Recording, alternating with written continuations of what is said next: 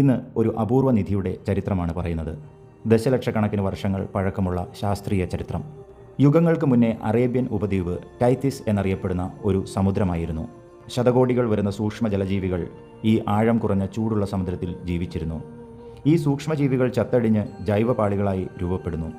വീണ്ടും ദശലക്ഷക്കണക്കിന് വർഷങ്ങൾ ഈ അവശിഷ്ടങ്ങൾക്ക് മുകളിൽ മണ്ണും ചെളിയും എക്കലും നിക്ഷേപിച്ചു.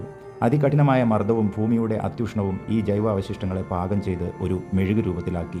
ഭൂമിയുടെ ചൂടിൽ വീണ്ടും ഇതിന് ഘടനാമാറ്റം വന്ന് ഓയിലും നാച്ചുറൽ ഗ്യാസും ആയി മാറി. ഇവ ഭൂഗർഭ പാറക്കെട്ടുകളിൽ കുടുങ്ങിക്കിടന്നു. വീണ്ടും സഹസ്രാബ്ദങ്ങളുടെ മണ്ണും മണലും അതിനെ മൂടി. ഭൂമി ഈ തലമുറയ്ക്കായി കാത്തുവച്ച അളവറ്റ നിധിയായി 1938 അത് മനുഷ്യരിലേക്ക് തിരികെ എത്തുന്നു. 1938 കാലിഫോർണിയയിലെ അറേബ്യൻ സ്റ്റാൻഡേർഡ് ഓയിൽ കമ്പനിയുടെ എക്സിക്യൂട്ടീവ്സ് വളരെ നിരാശയിലായിരുന്നു. കാരണം സൗദി അറേബ്യയിലെ ദമാമിൽ എണ്ണ പരിവേഷണത്തിനായി കോടികൾ ചിലവിട്ട് 6 കിണറുകൾ കുഴിച്ചു. എന്നാൽ യാതൊരു ഫലവും ഉണ്ടായില്ല. ഇനിയും നഷ്ടത്തിലേക്ക് കൂപ്പുകുത്തേണ്ട എന്ന് കരുതി ഡ്രില്ലിംഗ് ടീമിനോട് തിരികെ വരാൻ കമ്പനി ആവശ്യപ്പെടുന്നു.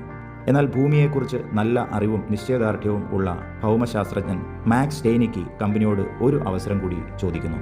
7ാമത്തെ കിണറും 1400 മീറ്റർ താഴ്ന്നിട്ടും കാര്യമായൊന്നും സംഭവിച്ചില്ല. നിശ്ചയദാർഢ്യം കൈമുതലാക്കിയ സ്റ്റെയ്നിക്കി ശ്രമം തുടർന്നു. 1938 മാർച്ച് 4 സൗദിയുടെ ചരിത്രവും വർത്തമാനവും മാറ്റിമറിച്ച ആ ദിവസം മാത്രം 7ാം നമ്പർ കിണറിൽ നിന്നും ഖനനം ചെയ്തെടുത്തത് 1585 ബാരൽ എണ്ണയാണ്. അതുവരെ സൗദി വെറുമൊരു മരുരാജ്യമായിരുന്നു.